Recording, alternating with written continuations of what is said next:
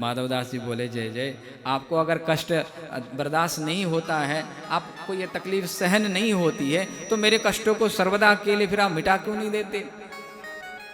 भगवान ने कहा मिटा तो सकता हूं, लेकिन क्या करूं, एक बाण है। कौन सी बाण है? तो बोले कि कहाँ करो अहो मो पे रहो नहीं, जातने को रहो नहीं जात। कहाँ करो अहो मो पे रहो नहीं, जातने को रहो नहीं जातने को। बेटो बिथा गात मोको बिठाय भारी है, बिठाय रहे भोग शेष और तन में प्रवेश करे, तन में प्रवेश कर। ताते नहीं दूर करो, ईश ताले तारी है, ईश ताले तारी है, ईश ताले तारी है। भगवान बोलते हैं कि माधव, मैं आपके इन कर्मों को मिटा तो दूं, लेकिन रहे भोग शेष और तन में प्रवेश करे। अगर भोग शेष रह गए तो और तन में प्रवेश करे, वो दूसरे तन में जाकर के प्रवेश करेंगे। यहां तो आपका दुख मिट जाएगा और जगत में भी सब दिख जाएगा कि भगवान ने छुमंतर कर दिया, दुख मिटा दिया। लेकिन माधव, ये विधान भी तो मेरा ही बनाया हुआ है ना कि अवश्यमेव भोक्तव्यम कृतम कर्म शुभाशुभम, ना भुक्तम चीयते कर्म कल्प कोटि शतैरपि। और बहुधा आप हम सब देखते हैं, हमने चरित्रों को सुना भी है और हम देखते भी हैं। महापुरुषों के जीवन में भी प्रायः ऐसा देखने को मिलता है। और जिन्हें यह भेद नहीं मालूम, वो प्रायः ऐसी बातें भी कर जाते हैं कि अरे साधु महात्माओं को भी जब ऐसे ऐसे दुख आए, विपत्ति आए हैं, वो भी पड़े हुए हैं और वही बताते हैं कि भजन करने से दुख मिटते हैं। जब इनके ही जीवन में नहीं दिखता है तो हमारे जीवन में खाक होगा क्या? कई बार लोग ऐसी बातें भी करते हैं कि फलाने महात्मा को देखो कैसे पड़े रहते हैं, उनको देखो उनकी क्या दुर्गति हुई। नहीं, ये गलत सोच है, गलत धारणा है। अब यह रहस्य नहीं मालूम, इसलिए ऐसी बात हम करते हैं। रहस्य यह है कि अगर किसी महापुरुष के जीवन में भी ऐसा दिखता है कि वो कर्म का भोग भोग रहे हैं, दुखों को पा रहे हैं, लौकिक जीवन में ऐसा दिखता है, तो यह समझना चाहिए सामर्थ्यता उनमें होती है। वो चाहे तो अपने रोग को, अपने दोषों को मिटा सकते हैं, लेकिन वे ये नहीं चाहते कि पुनः नया शरीर मिले, फिर नए शरीर में फिर कर्मों का संचय होता चला जाए। और भगवान भी नहीं चाहते, क्योंकि भगवान के न्याय को भक्त अच्छी तरह समझता है। अभी कहा ना, एकत्व, भगवान और भक्त अलग नहीं है, ये एक ही है। भक्त की रहनी साधारण दिखने में तो आती है, लेकिन उसको साधारण नहीं समझना चाहिए। व्यवहार तो साधारण ही रहेगा और भक्त को साधारण भी रहना चाहिए। भक्त का लक्षण भी एक यह है कि उसका जीवन साधारण होना चाहिए, असाधारण नहीं होना चाहिए। असाधारण तो भगवान जना देते हैं, भगवान के जनाने पर भी वो साधारण ही रहता है। बताइए, भगवान लोटा लेकर के जिस भक्त के आगे पीछे घूम रहे हैं, फिर भी वो भक्त साधारण रूप से अपने जीवन का निर्वाह कर रहा है, अपने जीवन को बिता रहा है। वो कुटिया में ही रहना पसंद करता है, वो दीनहीन ही रहना पसंद करता है। वो कभी ये नहीं कहता कि मेरे लिए एक मकान बनवा दो, मेरे लिए सुख सुविधा दे दो, मुझे कष्ट होता है। जब ठाकुर स्वयं लोटा लेकर के बैठते हैं, तब जब भक्त ने पूछा तो भगवान ने कहा मिटा तो सकता हूँ। वो भी माधवदास ने इसीलिए पूछा था कि भगवान ये सेवा न ले, ऐसी बात मैं करूं कि आगे से फिर कोई ऐसी सेवा में ये उपस्थित न हो। भगवान ने कहा माधव अवश्यमेव भोक्तव्यम। क्यों? क्योंकि इदम शरीरम कौन्तेय क्षेत्रमित्यभिधीयते। भगवान ने गीता में इस शरीर को क्षेत्र कहा है, खेत कहा है। खेत में जैसा बीज बोया जाता है ना, तो फल वैसा ही निकलता है। आम का डालोगे बीज तो अमरूद कभी नहीं निकलेगा, आम ही निकलेगा। ऐसे ही इस जीवन में जैसे कर्म के बीज हम डाल देते हैं, उसके फल भी वैसे ही अंकुरित होकर के पल्लवित, पुष्पित और फलित होते हैं। ये शरीर है, इस शरीर ने जैसे कर्म किए हैं, उन कर्मों का भोग समय आने पर शरीर भोगने के लिए तत्पर रहता है। शरीर मिला ही भोगों को भोगने के लिए। एक मनुष्य शरीर को छोड़ के अन्यत्र जितने भी शरीर हैं वो सब भोग योनि है। केवल एक मनुष्य शरीर ही ऐसा शरीर है जो भोग योनि के साथ कर्म योनि है। पशु पक्षी कीट पतंग अब कोई नया कर्म करके अपना उद्धार कर ही नहीं सकते, उनको तो 84 लाख की यात्रा पूरी करनी ही है। लेकिन मनुष्य ही है कि अच्छे कर्म करके अपने जीवन को सुधार सकता है। बोले माधव, मनुष्य का शरीर कभी ना कभी कोई ना कोई कर्म ऐसे बनते हैं जिससे शरीर कभी सुख भोगता है तो कभी दुख भोगने के लिए तत्पर रहता है। मैं तुम्हारे इस रोग को मिटा तो सकता हूँ, चाहता भी हूँ, लेकिन मैं एक यह भी नहीं चाहता कि मेरा भक्त पुनः इस संसार में दुख पाने के लिए आए, पुनः नया शरीर उसको मिले और फिर वो दुखों को भोगे। इसलिए भगवान ने कहा कि तुम जो ये बात कहते हो कि दोषों को मिटा दो, दुख को मिटा दो, मैं ऐसा चाह के भी नहीं कर सकता अपने भक्त के लिए। और एक बात और, यहाँ एक शंका, एक प्रश्न स्वाभाविक रूप से किसी होशियार पुरुष के लिए हो सकती है, होगी जरूर।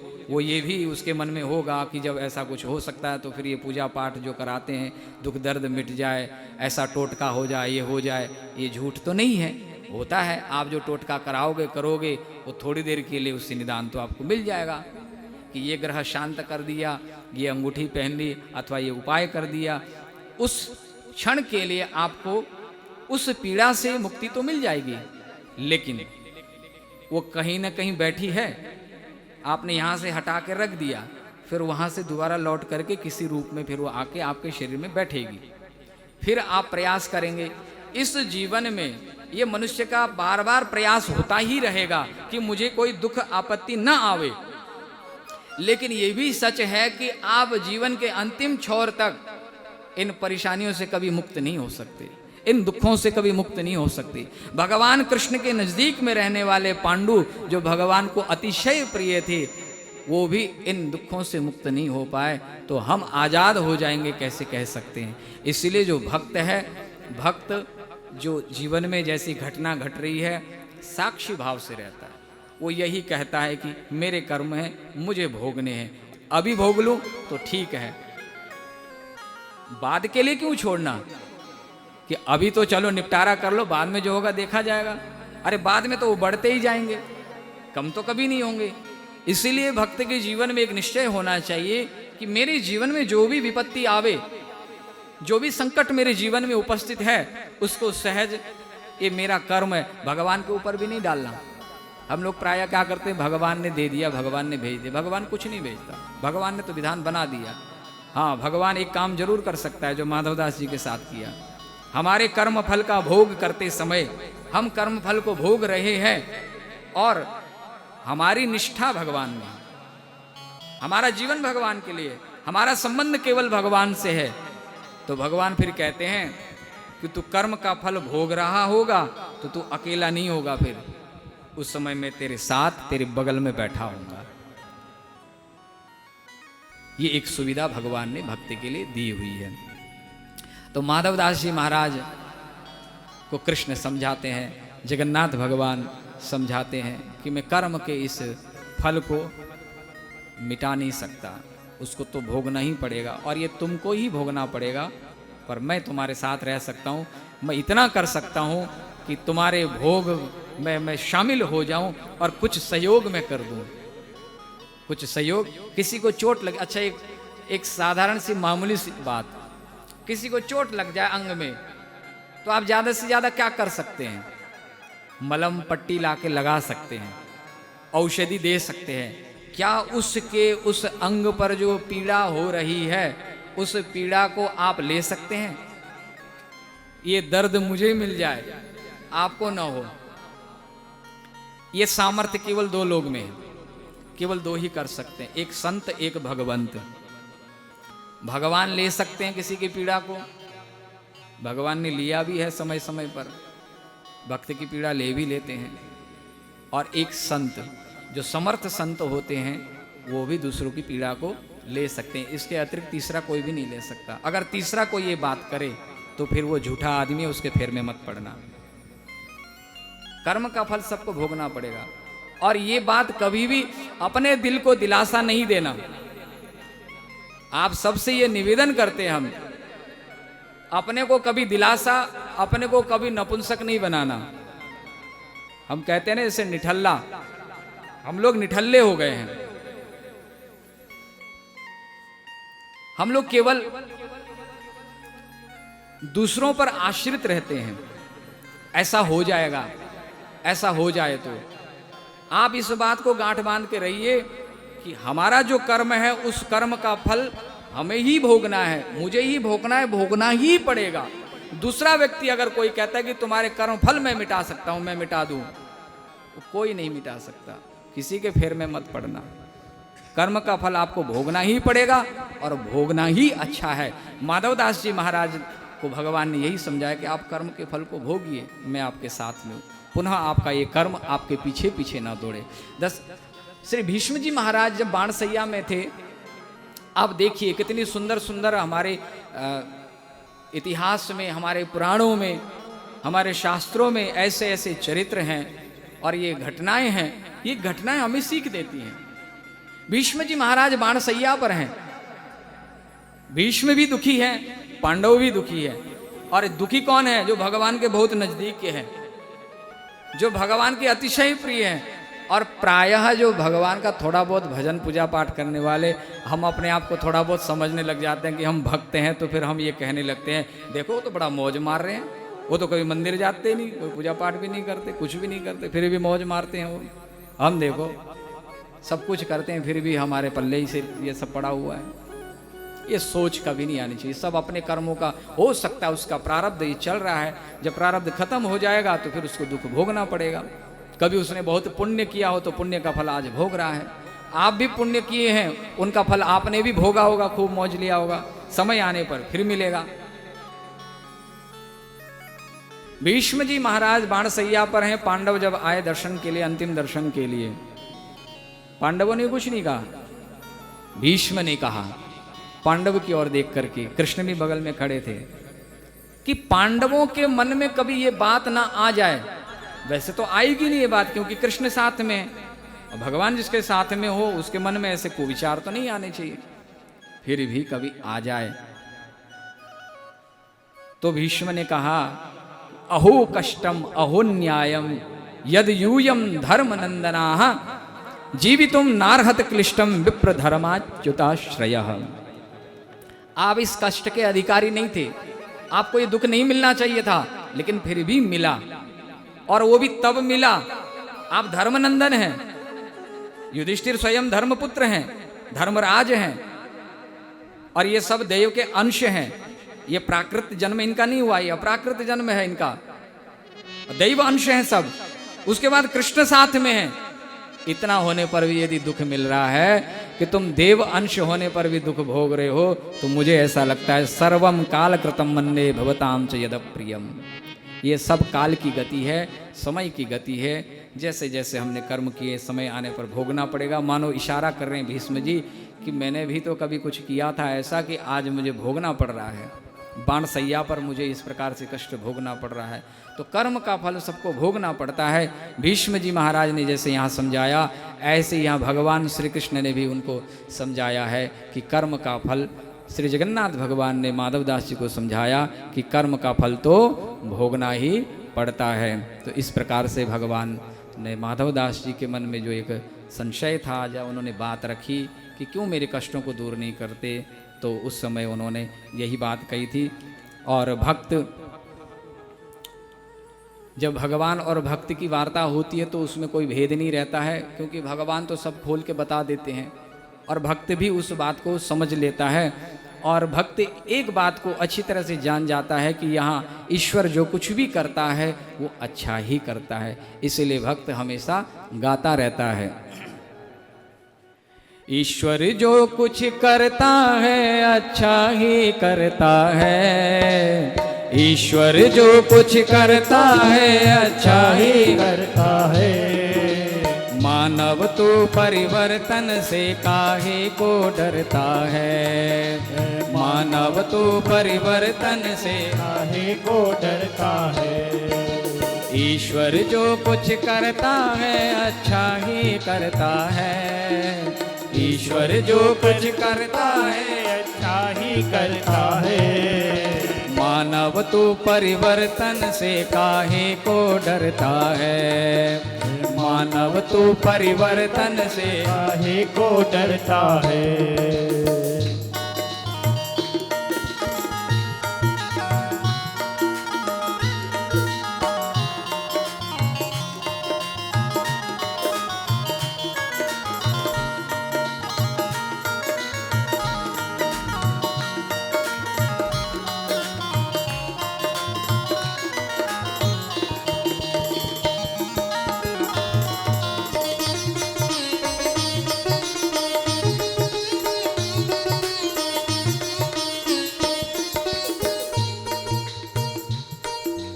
जब से दुनिया बनी है तब से रोज बदलती है, जब से दुनिया बनी है तब से रोज बदलती है। जो शय आज यहाँ है कल वो आगे चलती है, जो शय आज यहाँ है कल वो आगे चलती है। देव के देख के अदला बदली तू आहें क्यों भरता है, देख के अदला बदली तू आहें क्यों भरता है।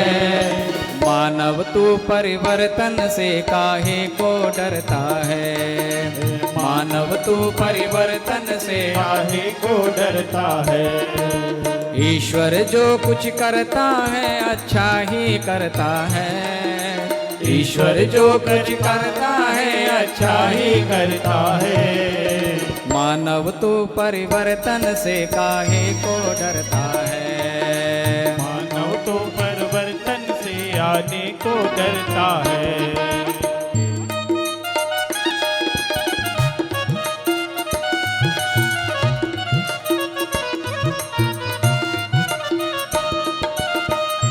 हरि बोल।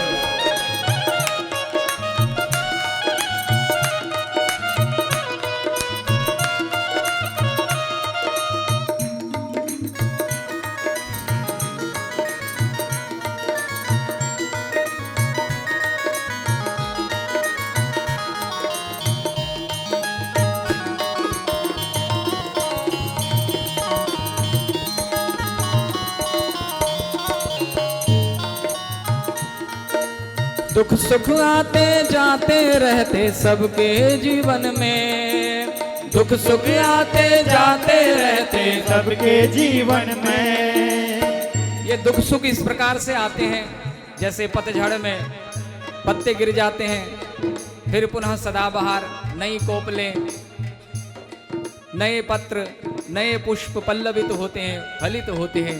ठीक इसी प्रकार से आज दुख आए हैं तो दुख से न घबरावें, क्योंकि ये सदैव निरंतर रहने वाले तो है नहीं, कुछ काल के लिए है, मेहमान की तरह, फिर चले जाएंगे। फिर जैसे बिन बुलाए दुख आए, इसी प्रकार से बिन बुलाए सुख का भी आगमन होगा। दुख सुख आते जाते रहते सबके जीवन में, दुख सुख आते जाते रहते सबके जीवन में। पतझड़ और बहारें दोनों जैसे गुलशन में, पतझड़ और बहारें दोनों जैसे गुलशन में। चढ़ता है तूफान कभी, चढ़ता है तूफान कभी और कभी उतरता है, चढ़ता है तूफान कभी और कभी उतरता है। मानव तू परिवर्तन से काहे को डरता है, मानव तू परिवर्तन से काहे को डरता है। ईश्वर जो कुछ करता है अच्छा ही करता है, ईश्वर जो कुछ करता है अच्छा ही करता है। मानव तो परिवर्तन से काहे को डरता है, मानव तो परिवर्तन से आने को डरता है।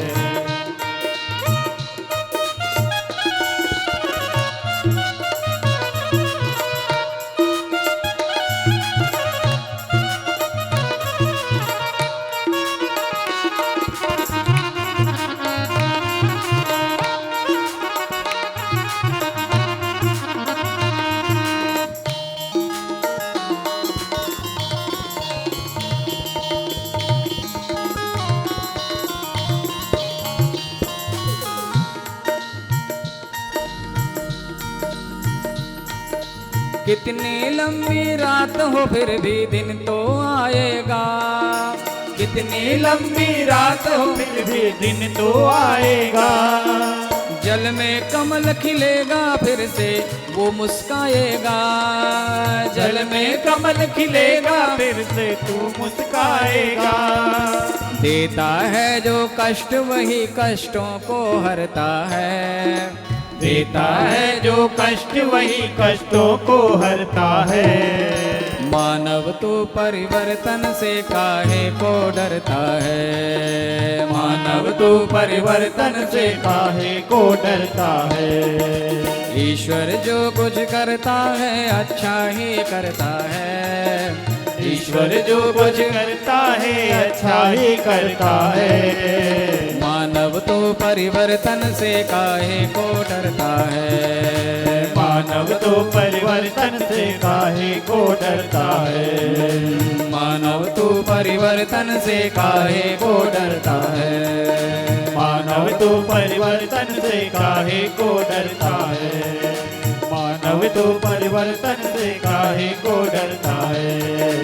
मानव तो परिवर्तन से काहे को डरता है। तो कर्म का जो विधान है उस रहस्य को जगन्नाथ भगवान ने माधवदास जी को समझाया और कहा कि ये मेरी भक्त वत्सलता है कि मैं अपने भक्त के दुख में सहभागी रहता हूँ, उसका साथ नहीं छोड़ता हूँ। आगे की कथा सुनाते हुए श्री प्रियादास जी महाराज लिखते हैं कि इसका एक और कारण था, क्योंकि भक्त के साथ जो भी भगवान लीला करते हैं तो जगत में वो व्याप्त हो जाता है, प्रकट हो जाता है और उससे हम जैसे जीवों को कुछ ना कुछ संदेश मिलता है। प्रियादास जी कहते हैं कि साधु को न हंसे कऊ, इसका एक और कारण था। भगवान अगर माधवदास जी की ऐसी सेवा में तत्पर हैं, क्योंकि माधवदास जी तो बुजुर्ग हो गए, बूढ़े हो गए थे। अब जब कोई बूढ़ा हो जाए और भगवान का खूब भजन करने वाला हो, बूढ़ा हो गया, पूछने वाला नहीं, तो लोग क्या कहेंगे? लोग तो यही कहेंगे ना, देखो बड़ा आया भजन करने वाला, देखो घर बार छोड़ के चला और भजन करने के लिए क्या किया इसके देवता ने। जिसका भजन करता था देखो, पानी भी पूछने वाला कोई नहीं है।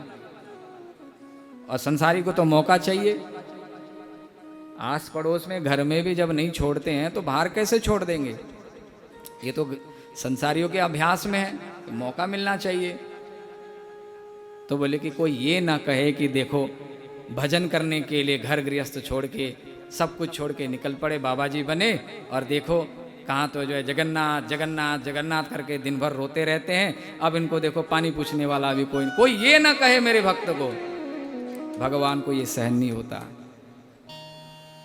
इसलिए मानो जग हंसाई न हो, जग में कोई ये ना समझे, और जो आगे जो मेरा भजन करने वाले हैं उनको भी बल मिले, वो भी ये ना सोचे कि हम भजन करेंगे तो हमारा क्या होगा, हमारी क्या व्यवस्था होगी, कुछ होगा कि नहीं होगा। अरे केवल राम राम करने से ही कुछ थोड़ी ना होता है, हाथ पांव जब तक नहीं मारेंगे तो क्या होगा।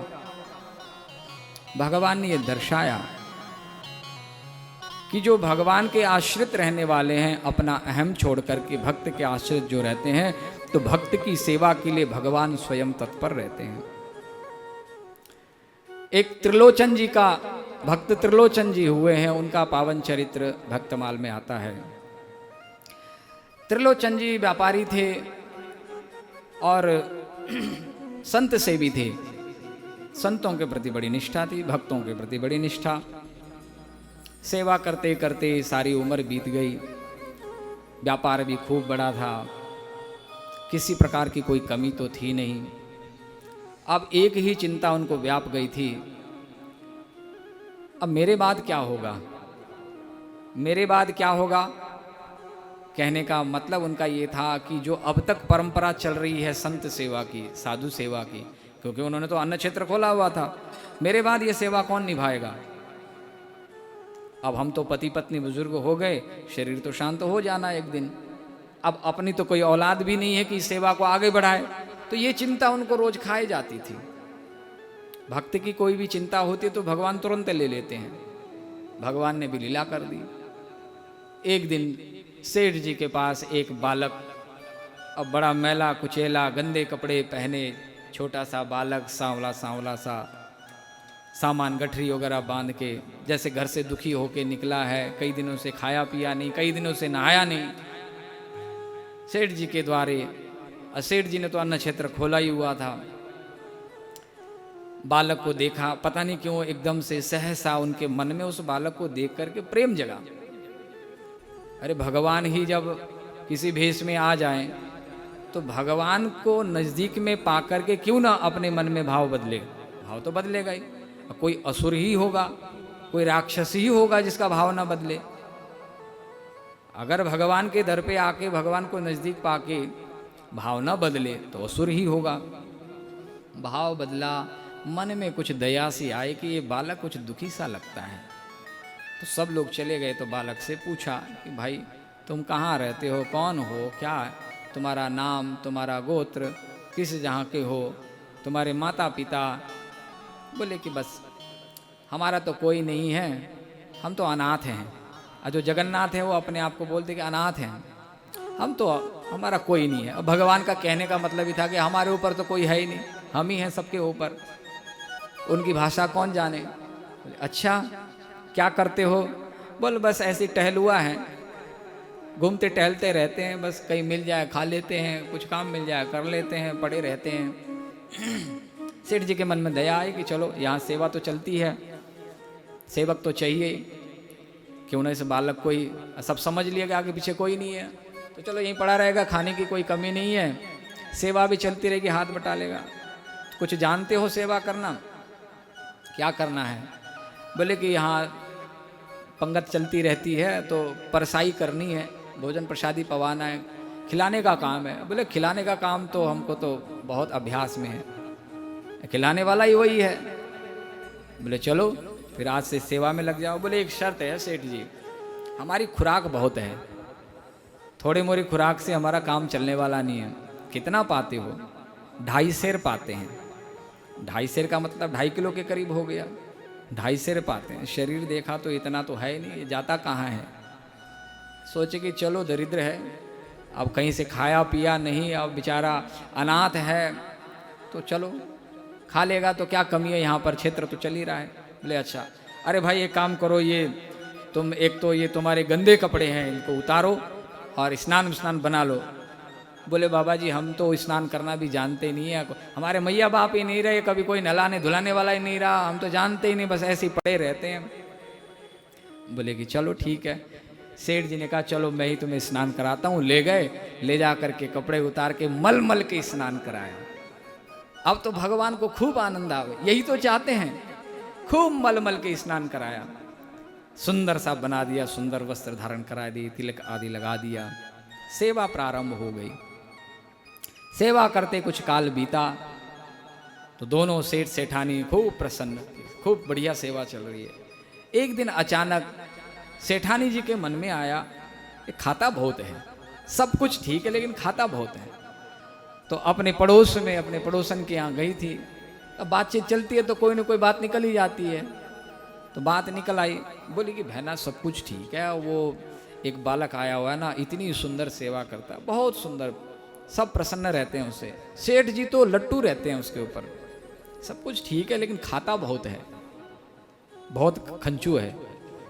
खाता है हाँ। अच्छा उन्होंने एक शर्त और रखी थी, देखो सेठ जी खाते हम 2.5 सेर हैं और कभी हमारे खाने पर टोका टाकी नहीं होनी चाहिए। जिस दिन हमारे खाने पर टोका टाकी हो जाएगी उसी दिन हम छोड़ के चले जाएंगे।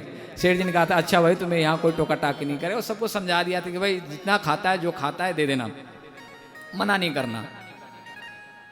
सेठानी ने उधर कहा कि खाता बहुत है, इधर सेठ जी शाम को लौट के आए, सेठानी जी भी आई, प्रतीक्षा में थी।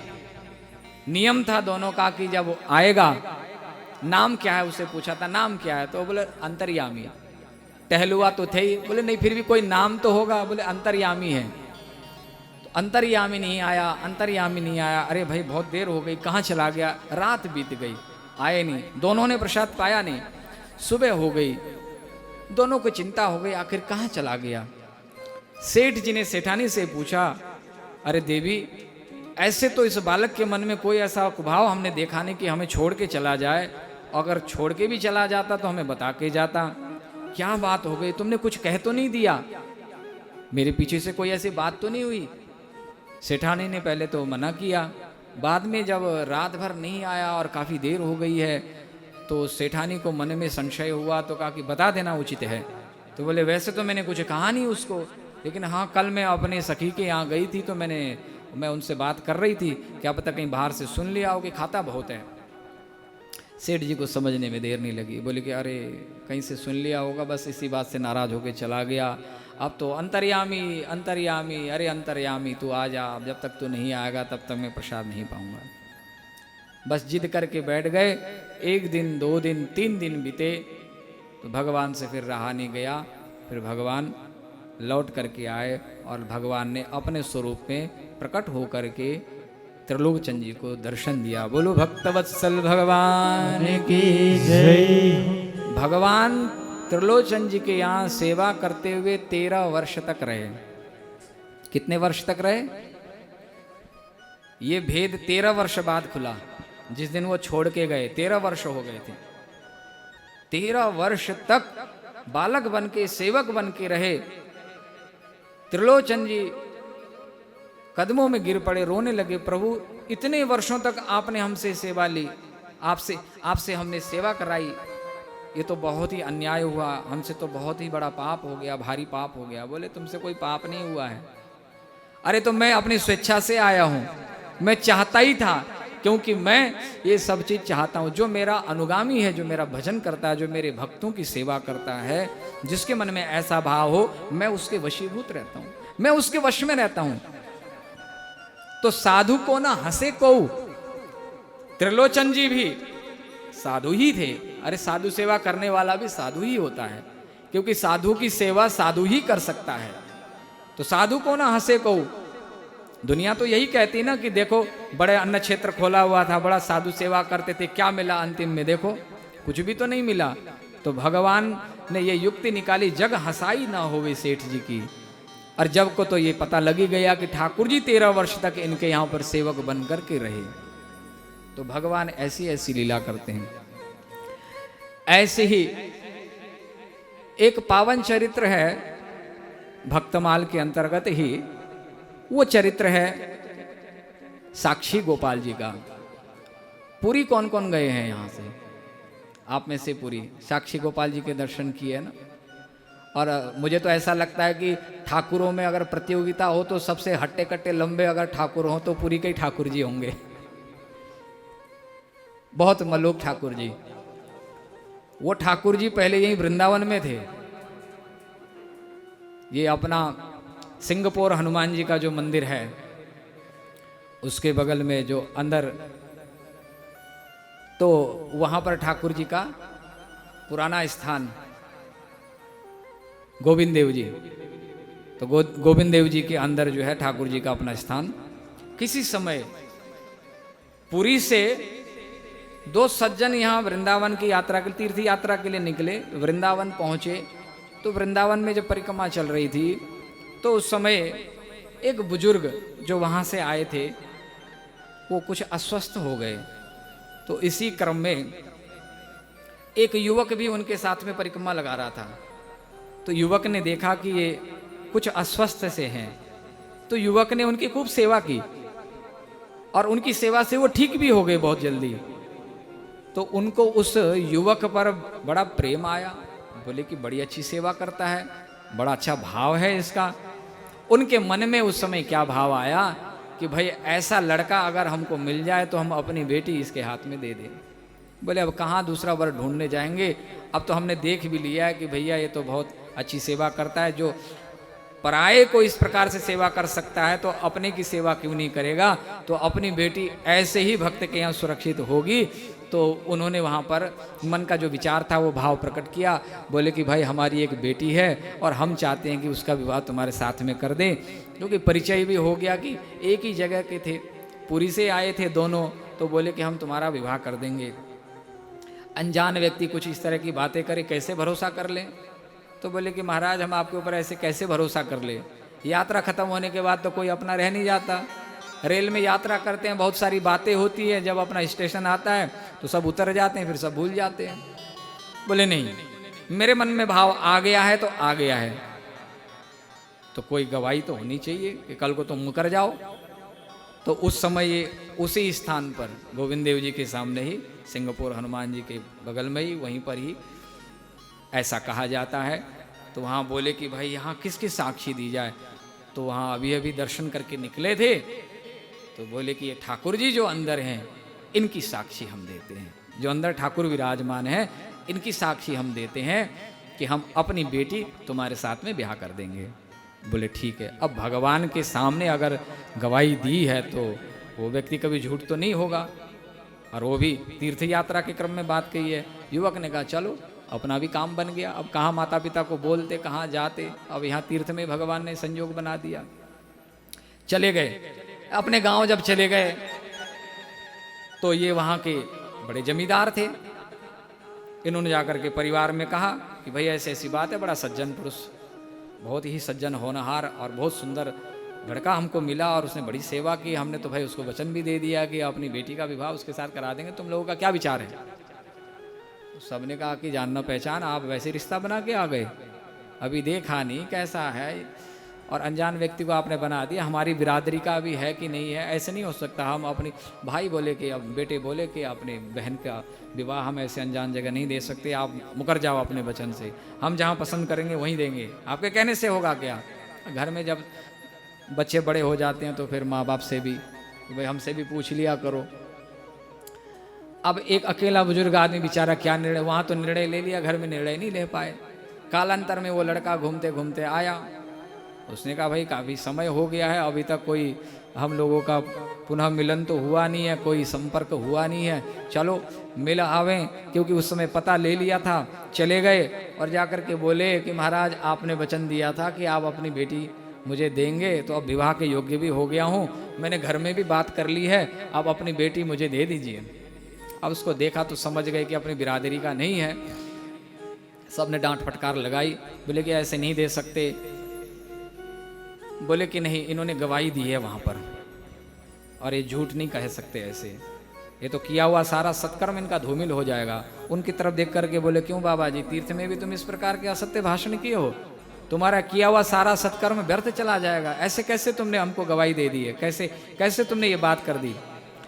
तो ये आपस में अंदर ही अंदर बातचीत हो गई थी, सरपंचों में भी बात हो गई थी, कुछ इस प्रकार की कोई बड़ी घटना होने वाली हो तो सबका एक मत हो, सब गांव के लोग इकट्ठे हो जाए कि भाई निर्णय हमारा होना चाहिए। अब बेचारा ये अकेला पुरुष लड़ तो नहीं सकता, सरपंचों ने भी निर्णय किया कि बात ऐसी है, गवाही किसके सामने दी तुमने, कौन है तुम्हारा गवाह, कि जिसके सामने तुमने ये कहा कि इन्होंने ये कहा कि बेटी दी है, इन्होंने तो कोई बेटी देने का वादा नहीं किया है, तुम्हारे पास कोई सबूत, कोई गवाह। बोले हाँ हमारे पास गवाह है। कौन गवाह है? बोले हमारे साक्षी गोपाल जी हैं। कौन गोपाल जी? बोले वृंदावन में इन्होंने गवाही दी थी। बोले अच्छा जाओ हम तुमको समय देते हैं, इतना समय, क्योंकि उस समय तो गाड़ी घोड़ा चलते नहीं थे, पैदल यात्रा।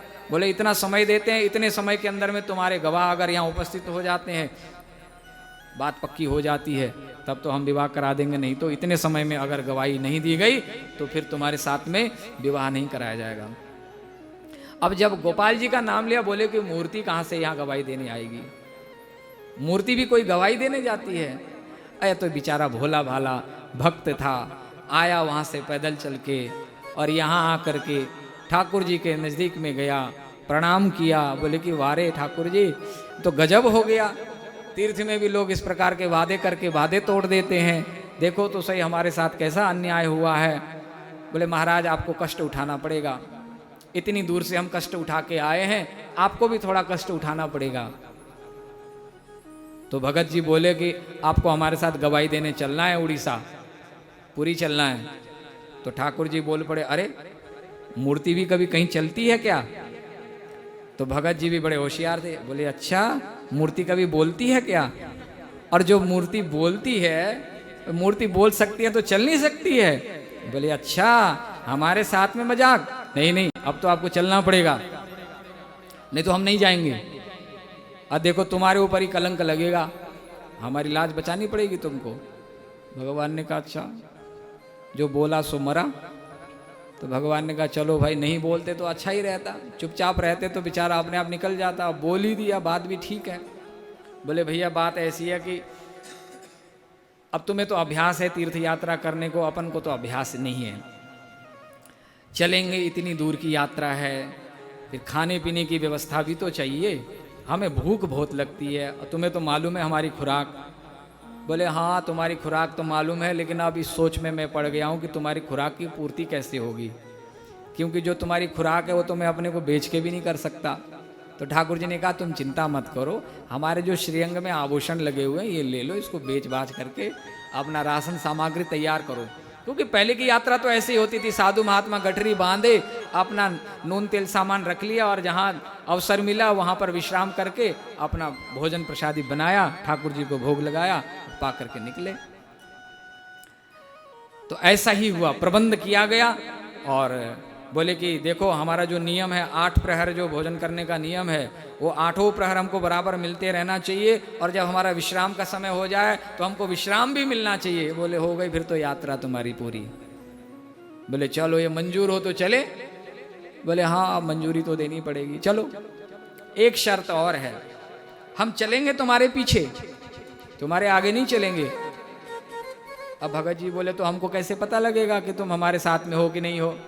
बोले देखो हमारे पाँव में जो पैजनिया है ना, जब हम चलेंगे तो पैजनिया की आवाज़ आएगी, रुनझुन आवाज़ आएगी, समझना हम तुम्हारे साथ में हैं। ये तो भगवान का बहाना था, और ये बहाना इसीलिए किया ठाकुर ने, बोले कि ऐसा जो निरपेक्ष, ऐसा भोला भाला जो भक्त है, ऐसे भक्तों की चरणों की धूल से मैं अभिषिक्त होता रहूं, अभिषिक्त होते हुए मैं उस स्थान में पहुंचूं। आगे रहूंगा तो अभिषिक्त नहीं हो पाऊंगा, पीछे रहूंगा तो इसकी जो चरणों की धूल उड़ेगी, मेरे ऊपर उड़ेगी, तो मैं भी निहाल हो जाऊंगा। इसीलिए कहते हैं कि भक्त के चरण आगे होने चाहिए हमेशा, और हम भक्त के पीछे हों, भक्त से आगे कभी ना हो, और भक्त से कभी भी प्रतिस्पर्धा न हो। अगर एक बात, अच्छा मैं ये बात कह दूं कि प्राय ऐसा होता है, ये भक्ति के क्षेत्र में कहें अथवा तो इस अध्यात्म क्षेत्र में कहें, धर्म के क्षेत्र में कहें, वेदव्यासी महाराज ने भागवत में दूसरे श्लोक में जिस भागवत धर्म का निरूपण किया, वहाँ एक बड़ी सुंदर बात कही, और ये बात व्यवहार में घटित होती है कि धर्म प्रोजित कैतवोत्र परमो निर्मत्सराणाम सताम वैद्यम वास्तववत्र वस्तु शिवदम तापत्रयोन्मूलनम। जिस धर्म की व्याख्या श्रीमद् भागवत में की गई है, जिस धर्म की परिभाषा भागवत धर्म का निरूपण किया गया, बोले इसका अनुपालन करने से तीनों प्रकार के ताप नष्ट हो जाते हैं उस भक्त के। लेकिन किसके? बोले कि एक सावधानी रखनी चाहिए उसमें, एक शर्त जिसकी पूरी हो। कई तवोत्र परमो निर्मत सराणाम सताम। एक तो जो भगवान का भक्त है, जो धर्म के पथ पर चलने वाला है, जो अपने को अध्यात्मवादी कहता है, प्रायः हम में ये दो दुर्गुण हमेशा रहते हैं, विद्यमान रहते हैं। एक कैतव कपट, दूसरा मत्सरता। प्रायः ये दो भावना, ये दो दुर्गुण हमेशा जीव के पास रहते ही है, मनुष्य के पास, और भक्तों में ज्यादा देखा गया है। प्रतिस्पर्धा, होड़बाजी, कभी भी अध्यात्म के पथ पे चलने वालों के मन में कोई प्रतिस्पर्धा नहीं आनी चाहिए, कोई होड़बाजी नहीं आनी चाहिए, कोई ईर्ष्या नहीं आनी चाहिए। प्रायः भक्तों में भी ऐसा देखा जाता है कि ईर्ष्या, राग, द्वेष, प्रतिस्पर्धा, होड़बाजी, अगर कोई भजन कर रहा है, अगर कोई सत्कर्म कर रहा है, तो एक होड़बाजी सी लगती है, एक प्रतिस्पर्धा से लगती है कि वो कैसे आगे बढ़ गए, हम कैसे पीछे रह गए, उनको कैसे पूछते हैं, हमको क्यों नहीं पूछते हैं। ये दुर्गुण कभी भी ना आवे। अगर ये दुर्गुण हमारे मन में आ गया तो हम बहुत पीछे हैं। अभी हम उस स्थान में अभी हमने चलना भी शुरू नहीं किया। और एक कपट, भगवान के साथ में कोई दुराव नहीं, कोई छिपाव नहीं, निष्कपट भाव से, अर्थात भगवान का हूँ कह दिया है, भगवान के हैं कह दिया है, तो केवल भगवान के ही रहें फिर, और किसी के नहीं रहें। हम इधर भी रहे उधर भी रहे, ऐसा कभी नहीं हो सकता। दो नावों में यात्रा कभी नहीं हो सकती है। देखिए हमारी यात्रा कैसी होनी चाहिए, मन की यात्रा अलग है, तन की यात्रा अलग है। मन सौंप दो ठाकुर को, तन सौंप दो जगत को। अब कहेंगे कि मन के बिना तो तन चलेगा भी नहीं, क्योंकि संकल्प विकल्प तो मन करता है। संकल्प विकल्प मन करता है, तन संसार को सौंप दिया, मन भगवान को सौंप दिया, तो करेगा ही क्या। ये कहने का भाव यह है कि जब मन हमने भगवान को अर्पित कर दिया है तो अब वो मन वही करेगा जो भगवान चाहेंगे। अब तक मन हमने संसार को सौंपा है, जैसे अब तक हम वही करते आए हैं जो हमारे संसारियों ने कहा है कि ऐसा कर लो, ऐसा कर लो, ऐसा कर लो, ऐसा क्यों नहीं किया। हम हमेशा डरते रहते हैं कि ऐसा ना कह दे, ऐसा ना हो जाए। लेकिन जब हमारा संबंध भगवान के साथ हो जाता है, उसके बाद में वहाँ संबंध स्थापित होने पर हमारे अंदर से दुर्गुण अपने आप हटने लगते हैं, क्योंकि अब मर्जी हमारी नहीं चलती है, अपेक्षा हमारी नहीं रहती है, इच्छा हमारी नहीं रह जाती है। अब भगवान की इच्छा में अपनी इच्छा मिला दी। भगवान, अच्छा एक बात बताइए, भगवान की इच्छा में जब हमने अपनी इच्छा मिला दी तो अगर हमारे जीवन में दुख भी आया है तो हमारी इच्छा से आया कि भगवान की इच्छा से। जीव तो यही सोचेगा ना कि ये चलो भगवान की इच्छा थी, हालांकि है तो अपने ही कर्मों का फल, लेकिन संतोष होगा कि भगवान की ऐसी इच्छा थी। अगर मान लीजिए कि सामने वाला व्यक्ति आपको दुख देता है, आप उससे बहुत परेशान हैं, जब आपने संबंध भगवान के साथ जोड़ दिया तो आप क्या सोचेंगे, कहेंगे चलो वो कुछ कहता है, वो थोड़ी ना कह रहा है, वो कौन कह रहा है। जैसे विदुर जी ने कहा, जब दुर्योधन ने कहा कि द्वार पर सब कुछ छोड़ करके तुम हमारे द्वार को छोड़ करके निकल जाओ, ये दासी पुत्र को यहाँ रहने किसने दिया। उस समय विदुर जी ने कोई भला बुरा नहीं सोचा, मन में कोई बुरा नहीं सोचा कि इतने वर्ष तक हमने इसका नमक खाया और देखो आज क्या सजा मिली। विदुर जी ने तो यही सोचा कि आज ये दुर्योधन नहीं बोल रहा है, दुर्योधन के अंदर बैठा हुआ जो ऋषिकेश है, जो नारायण है, जो केशव है, मानो वही चाहता है कि सीधे सीधे तो हम मानेंगे नहीं, तो चलो टेढ़े रास्ते से इनको यहाँ से निकाले, कि जब तक ये दुष्टों के साथ में रहेंगे तब तक इन दुष्टों का अंत नहीं होगा, जब ये दुष्ट का त्याग करेंगे तभी इन दुष्टों का शमन में कर पाऊंगा। इसीलिए कृष्ण चाहते हैं कि मैं दुर्योधन का त्याग कर दूं। ये मन में नहीं आया कि दुर्योधन ने मेरा अपमान क्यों किया, क्योंकि संबंध भगवान के साथ जोड़ दिया। संबंध अपने साथ में होता, मैं के साथ संबंध होता तो ये सोचते कि अरे मैं इतना बड़ा महात्मा, मैं इतना बड़ा मंत्री होकर इतने वर्षों तक इनके राज्य को चलाया और आज देखो मेरे साथ कैसा व्यवहार करते हैं। नहीं, अपने को हमेशा नीवा करके रहे, झुक करके रहे, बोले कि इसमें हरि की इच्छा। तो मन भगवान को देना, तन संसार को देने का अर्थ यह है कि अपनी इच्छा नहीं रह जाती, भगवान के साथ अपना मन मिला देने से फिर जो होता है वो भगवान की इच्छा से और अच्छा ही होता है। फिर दुर्गुण अपने आप मिटने लगते हैं, फिर हमें यत्न नहीं करना पड़ता है। तो ठाकुर जी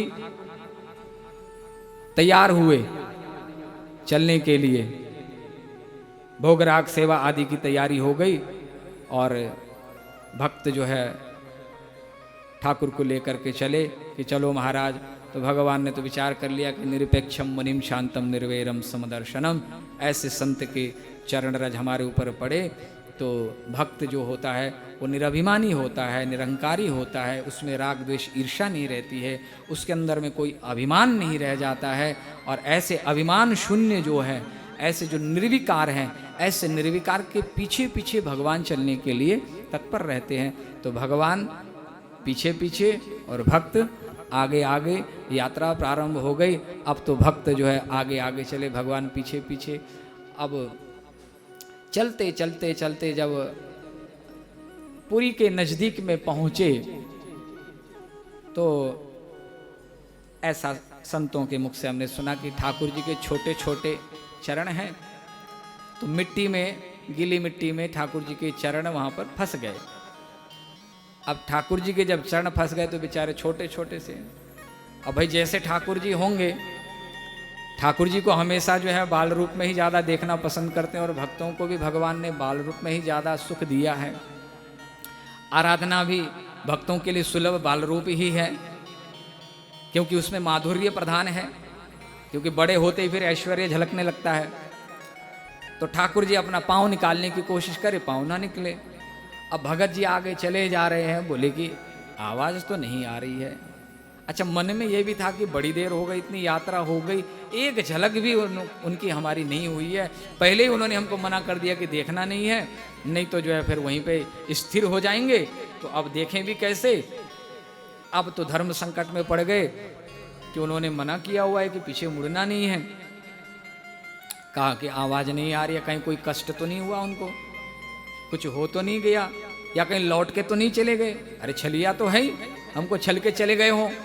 तो जैसे ही उन्होंने पीछे मुड़ के देखा, अब तो ठाकुर जी जब अपना पाँव उस मिट्टी से निकाल रहे हैं, उस छवि को जब देखा, आहा, कि ठाकुर भी नन्हा सा ठाकुर हमारे सामने इस प्रकार से अपने पाँव निकालने की कोशिश कर रहा हो, और जैसे खींच जाता है कोई बालक, और खींच करके जैसे अपने भौं को टेढ़ी करता है, अपने माथे पर जब बलिया तिरछी कर लेता हो। ठाकुर जी का मुकुट टेढ़ा सा हो रखा है, कानों की कुंडल हिल रहे हैं, और श्रम से उनके जो श्रम बिंदु हैं वो कपोल से स्खलित हो रहे हैं, और सूर्य की जो रश्मि पड़ रही है उससे ठाकुर जी का जो आनंद है वो इस प्रकार से देदीप्यमान हो रहा है।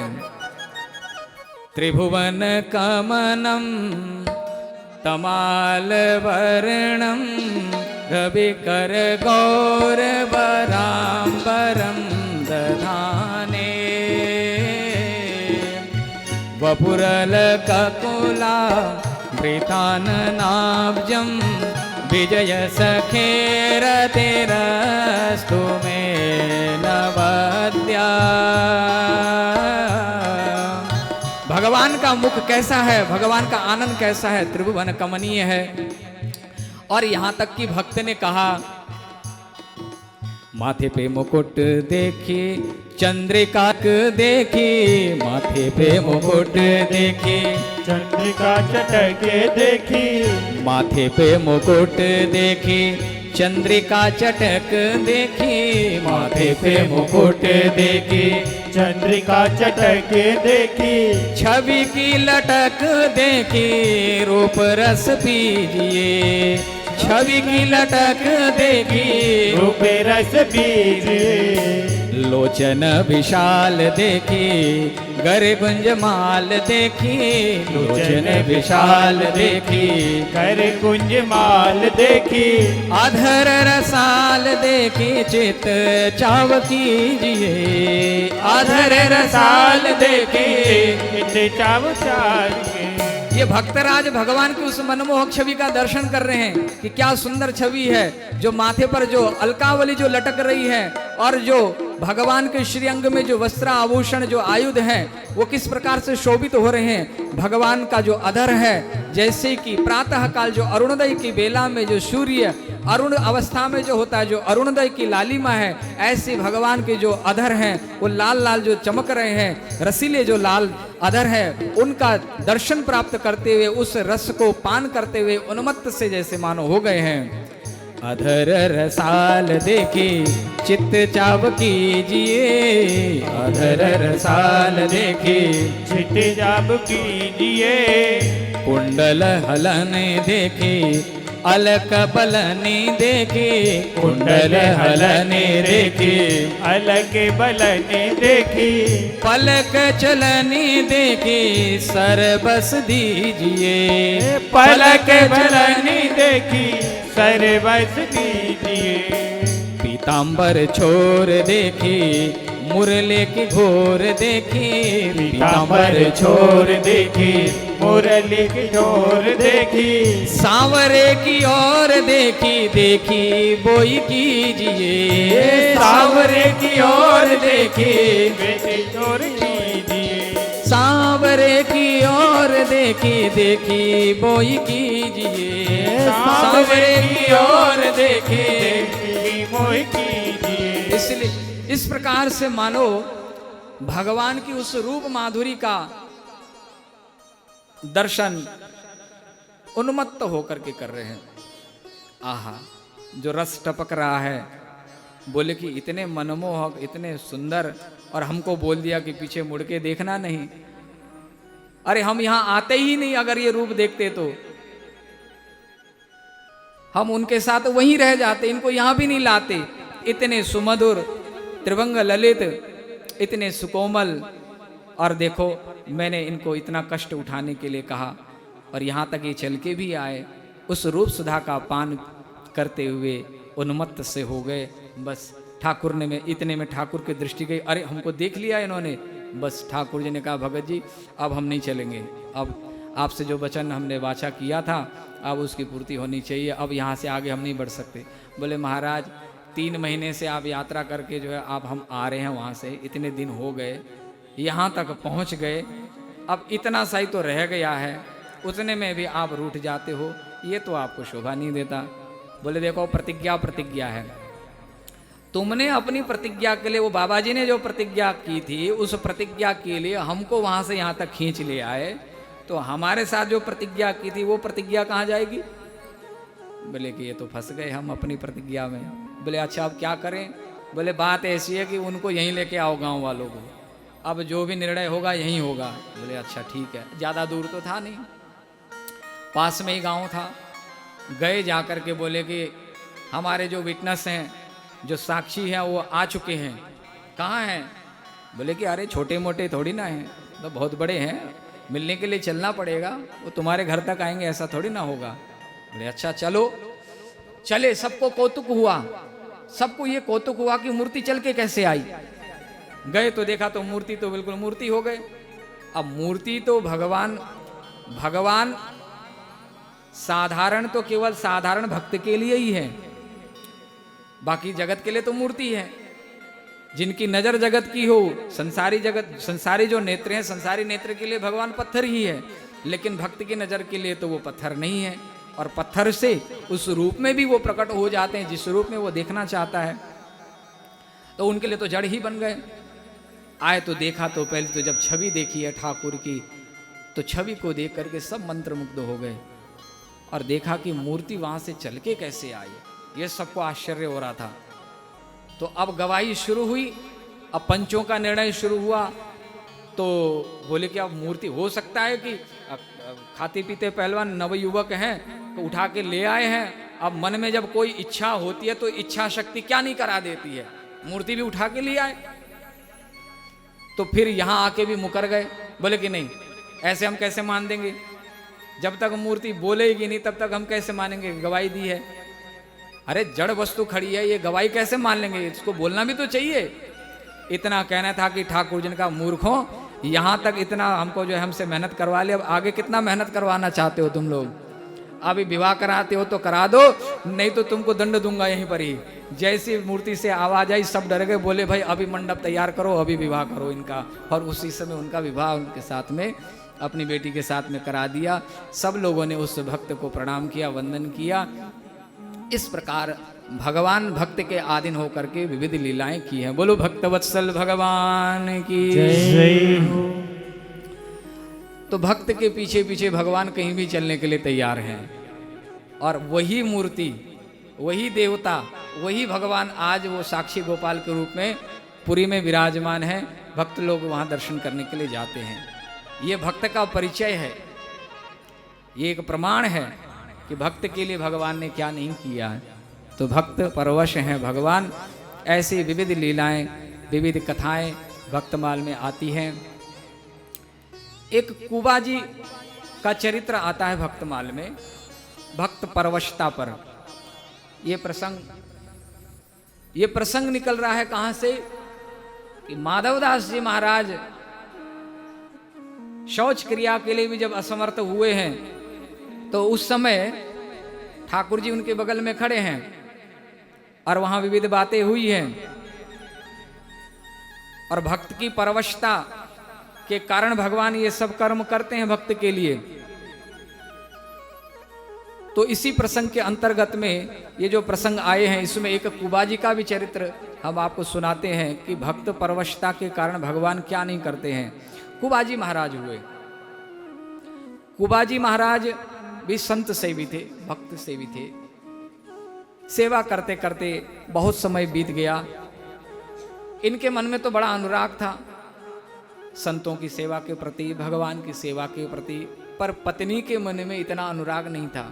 घर में जब भी कोई साधु संत महात्मा आते तो इनको बड़ा कष्ट होता था कि देखो अपने सगे संबंधियों को तो कभी बुलाते नहीं हैं, और ये देखो जो अपने रिश्तेदार के नहीं हैं उनको बुला बुला करके जो है बढ़िया से बढ़िया इनको पवाते हैं। घर का सारा जो कुछ भी रखा है सब इन्हीं के ऊपर लुटा देते हैं। तो घर में जब विचार न मिले ना, तो जो मार्ग है वो मार्ग में चलने में आनंद नहीं आता है। इसीलिए घर में सहयोग मिलना बहुत जरूरी है।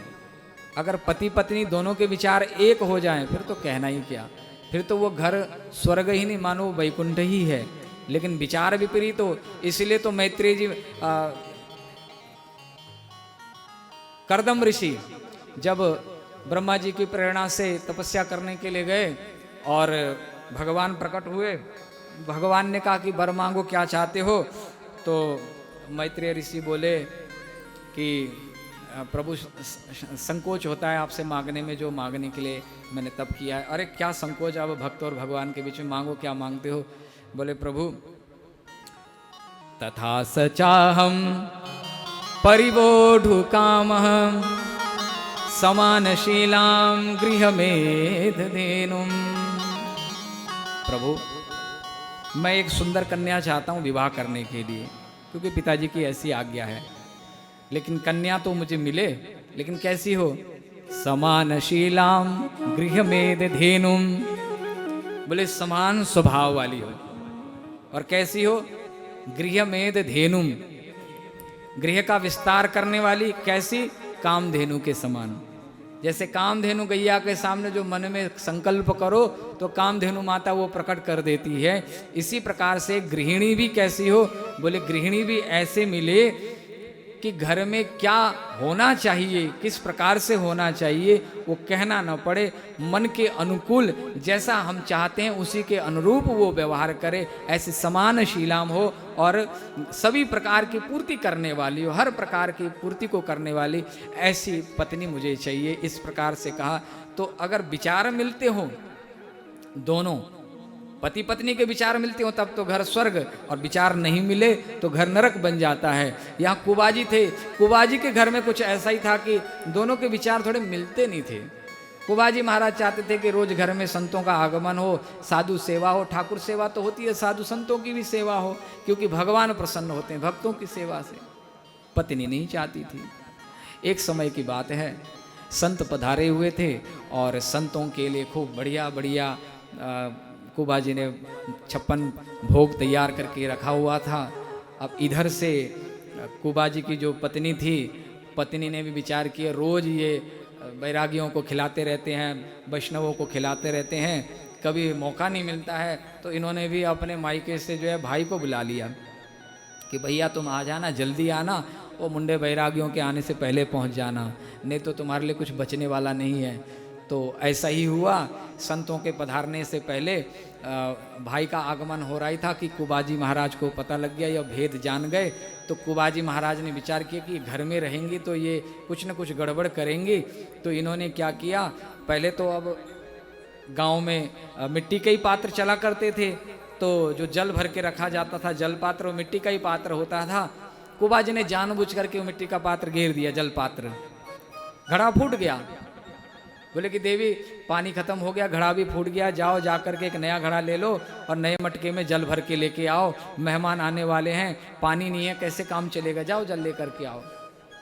अब कुबा की पत्नी ने विचार किया, अरे हमारा भैया भी तो आने वाला है, पानी कहाँ से पिलाएंगे, चलो जा करके जल्दी जल्दी जावे और जा करके नया पात्र लेकर के जल लेकर के आवे। इतने में साधु संत महात्मा पधारे और इन्होंने व्यवस्था पहले से ही कर रखी थी महात्माओं के लिए। जैसे ही पत्नी गई, इधर महात्मा पधारे, इनका भाई भी आया हुआ था, तो भाई को तो बोल दिया अभी तुम यहीं बाहर ही बैठो, अभी संत महात्मा पधारे हैं, पहले इनकी पंगत हो जाए, इनकी सेवा हो जाए, फिर अंदर आना, अभी तुम बाहर ही बैठो। संतों को खूब जो है बढ़िया ढंग से पवाया। और जैसे ही संत महात्मा पाने के लिए बैठे ही थे कि इतने में क्या हुआ कि इनकी पत्नी भी आ गई। अभी पंगत शुरू ही नहीं हुई थी कि इधर से महाराज ने पंगत चालू तो कर दी, पाना अभी प्रारंभ नहीं हुआ कि पत्नी आई। और पत्नी आई तो देखा तो बेचारा भाई तो बाहर खड़ा हुआ है दीनहीन की तरह, और अंदर साधु संत महात्मा बैठे हुए हैं। अब जैसी संतों को देखा तो अब कितने दिनों से अंदर गुब्बार भरा हुआ था, आज उन्होंने निकाल दिया बाहर। बोले जो खावो तो गावो गाई, संतन सु असरिस कसकाई। बोले कि संतो जो खावो तो खावो गाई, गाई बोलते हैं गाय को, और गाई बोलते हैं गाने को भी। गाई ये गणपति जगबंदन गाना, और गाई बोलते हैं गाय को भी। देखिए शब्द का अर्थ कहाँ किस तरीके से लग सकता है। इसलिए बोलते समय बड़ी सावधानी से बोलना चाहिए कि हम क्या बोल रहे हैं। कई बार अर्थ का अनर्थ भी हो जाता है। तो बोले कि जो खावो तो खावो गाई, संतन सो अस रिस कल पाई। संतों के ऊपर रिस किया तो इसलिए कहा कि जो खाओ सो खाओ गाई। उसका कहने का मतलब यह था कि जिसने भी यहाँ पत्तल अगर खाया, अगर यहाँ आरोगा किसी ने भी यहाँ कुछ खाया तो मानो वो गाय खा रहा है, वो गाय खाएगा। एक प्रकार से गाली हो गई संतों के लिए। संतों ने कहा अरे हम गाय खाने के लिए बैठे हुए यहाँ पर। तो इतने में एक संत को गुस्सा आया, बोले कि ए महात्मा, तुम्हारी ये धर्मपत्नी क्या बोलती है। और तुरंत इन्होंने बात बना ली। ये देखिए भक्त कितनी जल्दी बात को बना लेते हैं। बोले महाराज आपको समझने में चूक हो गई है, समझने में भूल हुई है। बोले कि वो गलत नहीं कह रही है, वो ठीक कह रही है। क्योंकि हमारे यहाँ जो सेवा की परंपरा है कई वर्षों से चल रही है, आप तो जानते हैं। और जो भी साधु संत महात्मा आते हैं तो आते ही सबसे पहले यहाँ पर राम कृष्ण हरि गोविंदे भगवान का नाम उच्चारण करते हैं, जय जयकारी मनाते हैं। तब उसके बाद में प्रसाद प्रारंभ किया जाता है। और यहाँ तो अभी तक कुछ भजन हुआ ही नहीं है। तो पत्नी ने विचार किया है कि भाई अब तक तो जो महात्मा आते थे कुछ न कुछ भजन गा करके ही भोजन प्रसाद पाया जाता था, ये तो कुछ भगवान का नाम भी नहीं ले रहे हैं। तो इसीलिए पत्नी कहना चाहती है कि हरि को गाय गाय के खाओ, हरि सुमिरन बिन असमति पाओ। हरि को गा गा करके खाओ। अरे बाप रे, कितनी धर्मात्मा, कितनी पुण्यात्मा, जय हो। ऐसी पत्नी सब घर में होनी चाहिए। बताओ क्या उच्च कोटि के भाव हैं इनके। आप तो ये क्या बोले, ये तुम्हारी पत्नी रो क्यों रही है। क्योंकि रो रही थी, दुख था उसको। भाई को तो बाहर खड़ा कर दिया और मैं तो सोच रही थी कि सब भाई को पवाऊंगी, और बेचारा दीनहीन की तरह बाहर खड़ा है और ये अंदर ये बैठे हुए हैं। बोले कि वो इसकी मैया मर गई है और ये भाई इसका लिवाने के लिए आया हुआ है। अब तो ये सुनना था तो और फूट फूट करके रोने लगे कि मेरी जिंदा मां को भी मार दिया इसने। और उनका कहना भी ठीक था।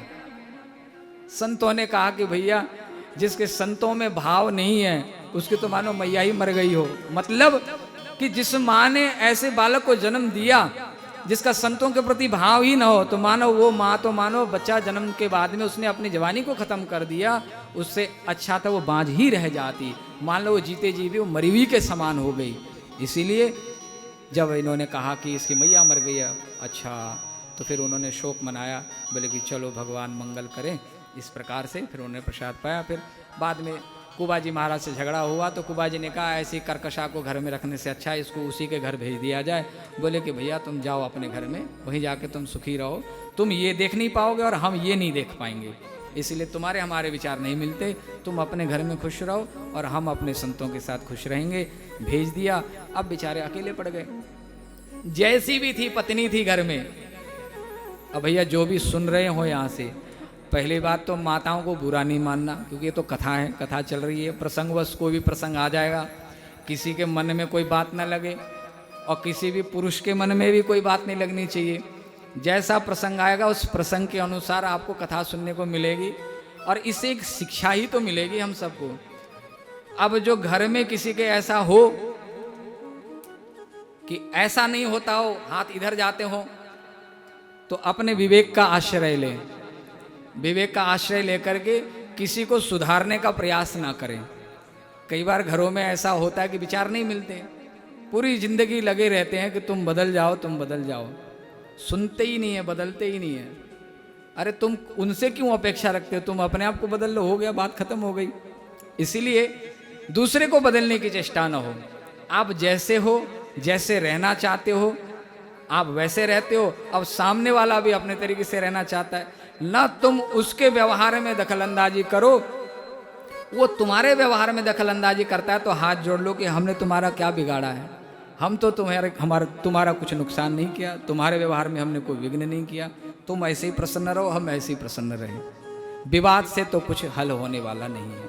तो यहाँ अभी कुबाजी महाराज ने कहा कि तुम अपने घर चले जाओ। अब कई बार ऐसा होता है कि जीवन का व्यवहार तो निभाना है, गाड़ी तो चलानी है, चाहे जैसी भी टूटी फूटी भी हो। घर में स्कूटी पड़ी हो, भले ही खटारा हो, लेकिन साधन तो है।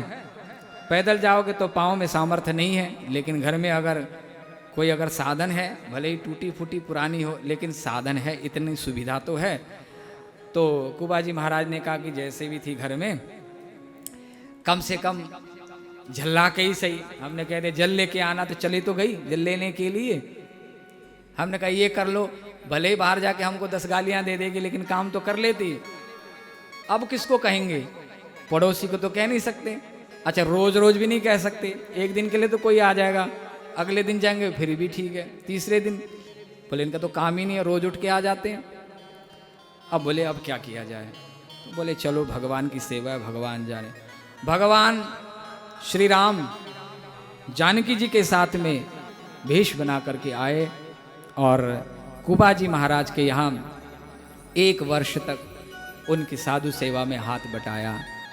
सेवा मांगते हुए आए कि हमें कुछ सेवा चाहिए, तो कुबाजी महाराज तो जान न सके। एक दिन की बात है, कुछ संत पधारे तो इन्होंने खिचड़ी प्रसादी बनाई हुई थी। श्री जानकी जी ने आज खिचड़ी प्रसादी को तैयार किया था। तो कुबाजी ने पूछा कि माताजी आज प्रसाद में क्या बना है? बोले आज तो खिचड़ी प्रसादी है। अरे आज तो हमारे मन में खीर जलेबी का मन था कि खीर बन जाए आज। बोले अच्छा चलो अभी तैयार कर देते हैं। अभी भीतर गए कि भीतर जाते खीर जलेबी तैयार। कुबाजी ने कहा इतनी जल्दी कैसे संभव हो सकता है?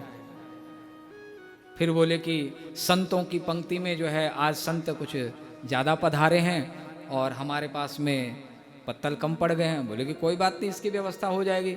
अब तो सोने की थाल। बोले कि ये चमत्कार कैसे? भक्त थे, समझने में देर नहीं लगी, चरणों में प्रणाम किया। बोले कि आप अपने मूल स्वरूप में आइए कि आप कौन हैं। तो भगवान ने साक्षात स्वरूप में दर्शन किया। बोलो भक्त वत्सल भगवान की जय। बोले प्रभु इतने समय तक हमने आपसे सेवा ली, कितना बड़ा अपराध हमसे करवाया आपने। बोले भक्तराज हमने अपराध नहीं करवाया है, अरे हमें सुख मिला है तुम्हारे साथ सेवा करके। तुम इतनी सेवा करते हो, तुम्हें इतना आनंद आता है। ऐसा भक्त जो सेवा में रुचि लेता हो, हमारा भी मन करता है कि उसके साथ में बैठ कर के हम भी सेवा करें, तो हमें भी बड़ा सुख मिला है। इसमें आपको दुख मानने की कोई आवश्यकता नहीं है। ये भगवान की भक्त वत्सलता है। और साधु की कोई अवज्ञा ना करे, साधु की कोई निंदा ना करे, साधु के लिए कोई उपहास ना करे कि देखो तो सही इतना कुछ करते थे भजन पूजा पाठ और देखो क्या हुआ, अकेले पड़ गए। भगवान हर प्रकार से अपने भक्त को बचा के रखते हैं, कहीं से भी उसके ऊपर लांछन आने नहीं देते हैं। इस प्रकार से भक्त और भगवान की एकता है। भगवान से भक्त की केवल एक ही कामना रहती है हमेशा, प्रभु जन्म जन्म का साथ है हमारा तुम्हारा, तुम्हारा हमारा। जन्म जन्म का साथ है तुम्हारा हमारा, तुम्हारा हमारा। जन्म जन्म का साथ है हमारा तुम्हारा, तुम्हारा हमारा। जन्म जन्म का साथ है तुम्हारा हमारा, तुम्हारा हमारा। करेंगे सेवा हर जीवन में, करेंगे सेवा हर जीवन में। पकड़ो हाथ हमारा, जन्म जन्म का साथ है हमारा, तुम्हारा, तुम्हारा हमारा।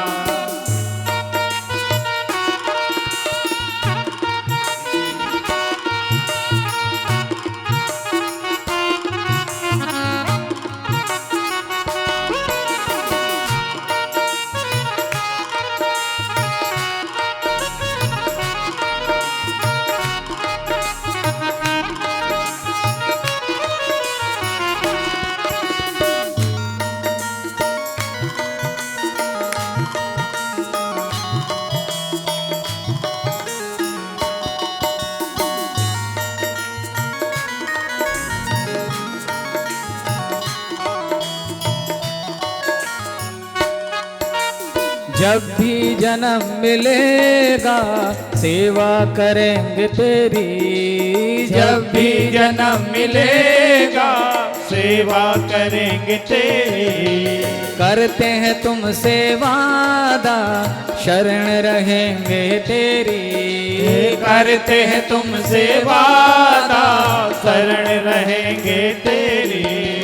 हर जीवन में बनकर साथी, हर जीवन में बनकर साथी, देना साथ हमारा।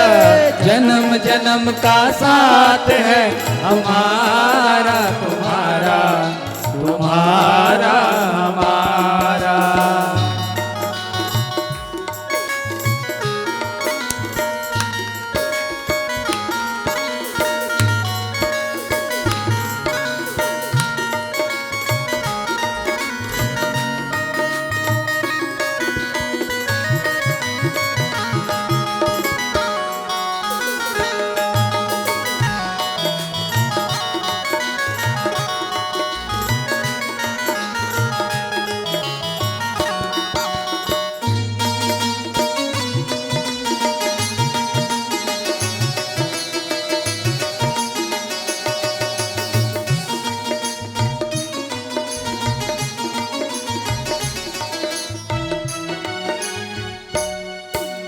दुनिया बनाने वाले ये सब तेरी माया।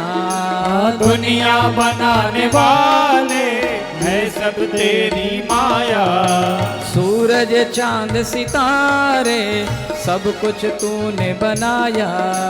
सूरज चांद सितारे सब कुछ तूने बनाया।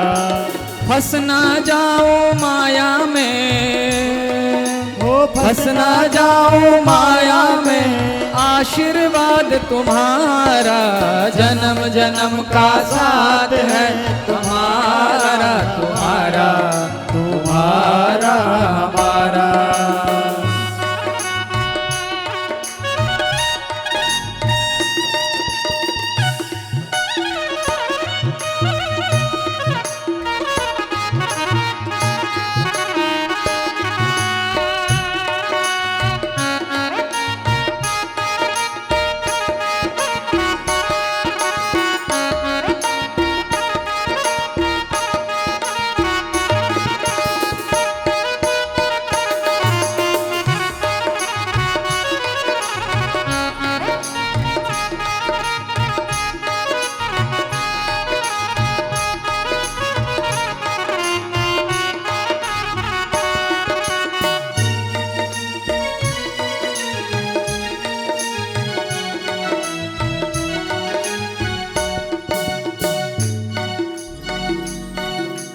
जब से होश संभाला तब से हमने जाना। जब से होश संभाला तब से हमने जाना। तेरी भक्ति ना मिले तो जीवन व्यर्थ गवाना। तेरी भक्ति ना मिले तो जीवन व्यर्थ गवाना। बनवारी इंसान जगत में, बनवारी इंसान जगत में, फिरता मारा मारा। जन्म जन्म का साथ है हमारा तुम्हारा, हमारा तुम्हारा।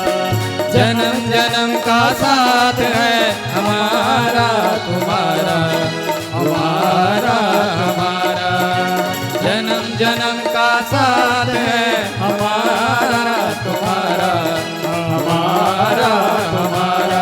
हमारा तुम्हारा, हमारा तुम्हारा। आगे का पावन चरित्र सुनाते हुए कहते हैं, पुरी में रहते हुए अब माधवदास जी की कीर्ति बहुत बढ़ गई।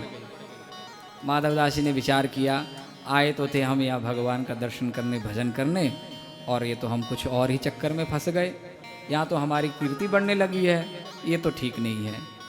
भजन करने वालों को तो कीर्ति से, प्रतिष्ठा से बच के रहना चाहिए। माधवदास जी ने विचार किया कि ऐसे कीर्ति बढ़ेगी तो हम भजन नहीं कर पाएंगे, क्या करें। तो माधवदास जी ने भिक्षा आरंभ की। घर घर में जाएंगे, भिक्षा मांगेंगे, क्योंकि अभी तक तो भिक्षा मांगने का अवसर ही नहीं मिला। आते ही भगवान ने सबसे पहले भिक्षा ऐसी दे दी कि घर घर में भिक्षा आने, घर घर से भिक्षा आने लगी। कहीं जाने की जरूरत ही नहीं पड़ी। अब घर घर जाएंगे। देखिए पहले घर घर जाते, फिर घर वाले बाद में आते देने, तब तो बात जमती। पहले प्रतिष्ठा हो जाए, फिर वो प्रतिष्ठा बाद में कम पड़ने लगे, तो लोगों का विश्वास धीरे धीरे कम होने लगता है। धीरे धीरे जब प्रतिष्ठा बढ़ती है तो विश्वास भी बहुत ज़्यादा बढ़ता है एकदम से। तो माधवदास जी घर घर में जाते, भिक्षा मांगते, जय जगन्नाथ जय जगन्नाथ, माई कुछ भिक्षा। अब धीरे धीरे धीरे धीरे लोगों के मन में ये हुआ, अरे कल तक तो भगवान थाली लेके जाते थे इनके, आज ये नौबत आ गई है। माधवदास जी के मन में ये आया कि ऐसा करेंगे ताकि सबके मन में ये हो कि भाई अब कोई भगवान हमारे साथ चमत्कार नहीं करते हैं, क्योंकि इस फेर में तो फिर सब आते हैं, पाँव छूते हैं, अरे महाराज जी हैं, तो भगवान के साथ बातें करते हैं, भजन ही नहीं होता है। भिक्षा मांगना आरंभ किया और भिक्षा मांगते हुए निकले। भिक्षा मांगना भी ये कोई आसान काम तो है नहीं। किसी के घर पे जाके हाथ फैलाना बड़ा कठिन काम होता है। हाथ फैलाने से पहले इधर को मारना पड़ता है। अच्छा, जो भिक्षा मांगने के लिए घर में आते हैं, कई बार हम सोचते हैं कि जब देखो तब मुंह उठा के आ जाते हैं। भिक्षा मांगने वाला भिक्षुक घर में आए तो ये समझना चाहिए कि वो हमें कुछ संदेश देने आ रहा है। क्या संदेश देने आ रहा है? भिक्षुक मांगे भीख नहीं, सबको देवे सीख, बिना दान के मांगिए हम सरीखे भी। मानो भिक्षुक हमें कहना चाहता है कि मैंने पहले किसी को कुछ दिया नहीं दिया तो आज मुझे नहीं मिला, मुझे भी मांगना पड़ रहा है। इसलिए भैया जो मैंने किया वो तुम मत करना।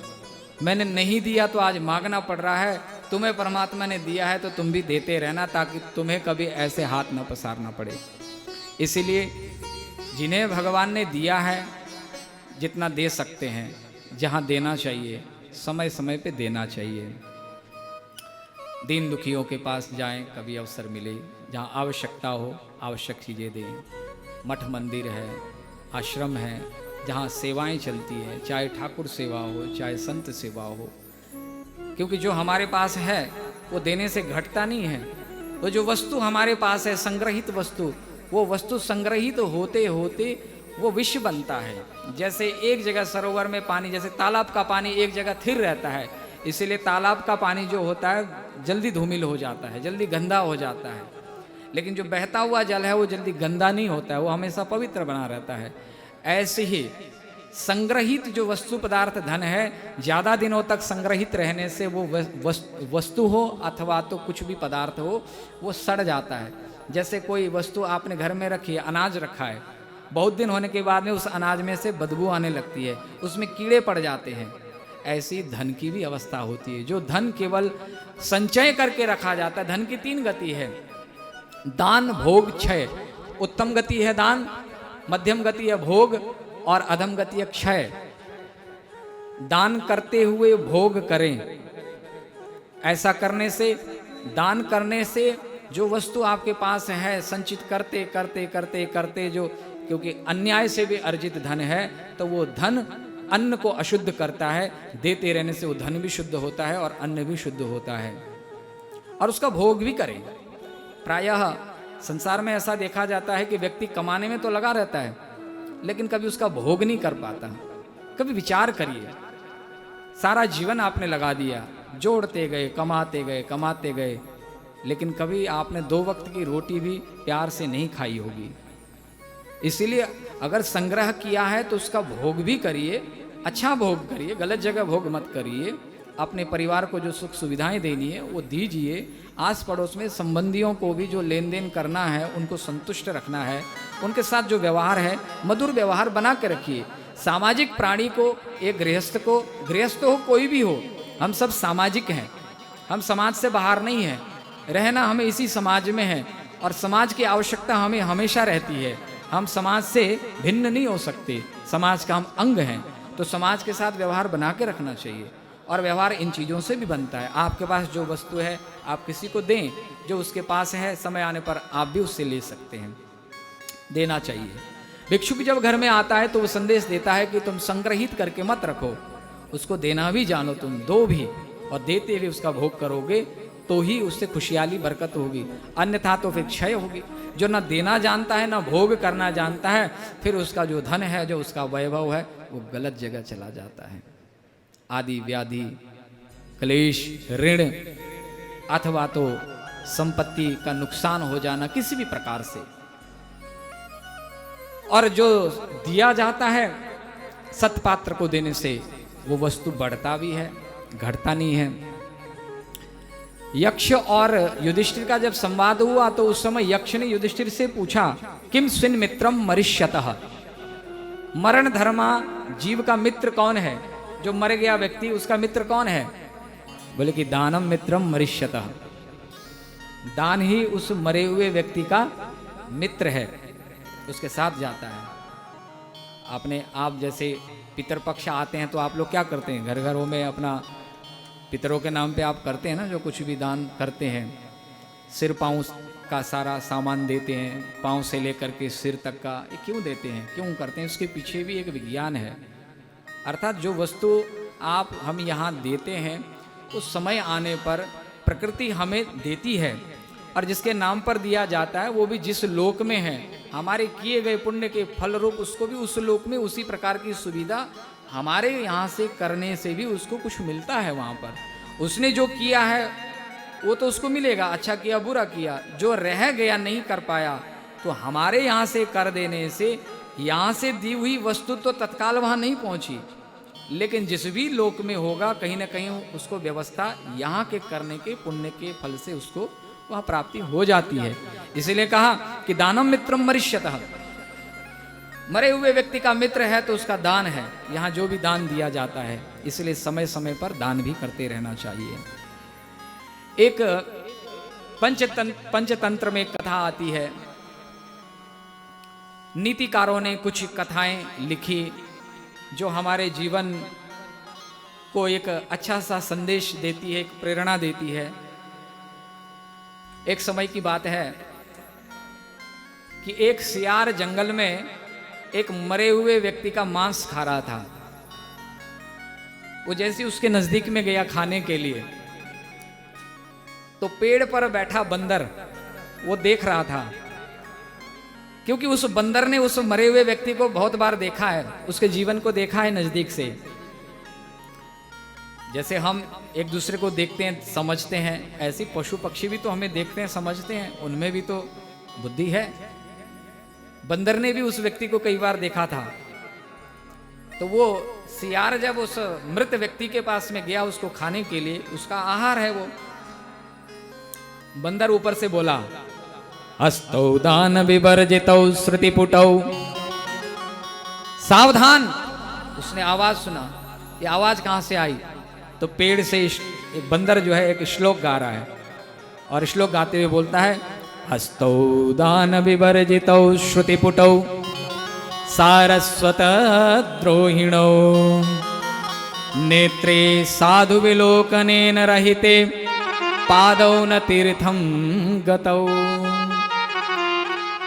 अन्यायार्जित वित्त पूर्णमुदरं गर्वोद्धतं मस्तकं, हरे रे रे जंपुक मुंच मुंच सहसा नीचस्य निंद्यं वपुः, रे रे जंबुक मुंच मुंच सहसा नीचस्य निंद्यं वपुः। अरे जंबुक, अरे सियार मत खा तू उस मांस को, उस मृत व्यक्ति के मांस को तू मत खा, छोड़ दे तो उसको, दूर हट जा। बंदर ने जब ये श्लोक गाया तो मानो वो सियार भी पढ़ा लिखा था, उस समय का युग था, देव भाषा में सब बात करते थे, क्योंकि हमारी जो प्राचीन भाषा है वो तो संस्कृत भाषा है, गिरवाण वाणी, मातृभाषा हमारी देववाणी है, संस्कृत भाषा। पहले संस्कृत में ही वार्ता होती थी, क्योंकि देवता लोग इसी भाषा में बात करते हैं, और संस्कृत ने ही और भाषाओं को जन्म दिया है। तो पहले के युग में पशु पक्षी भी संस्कृत में गाते थे, संस्कृत में बोलते थे। तो जब उसने कहा, बंदर ने ये बात कही, तो उसका कहने का भाव क्या था?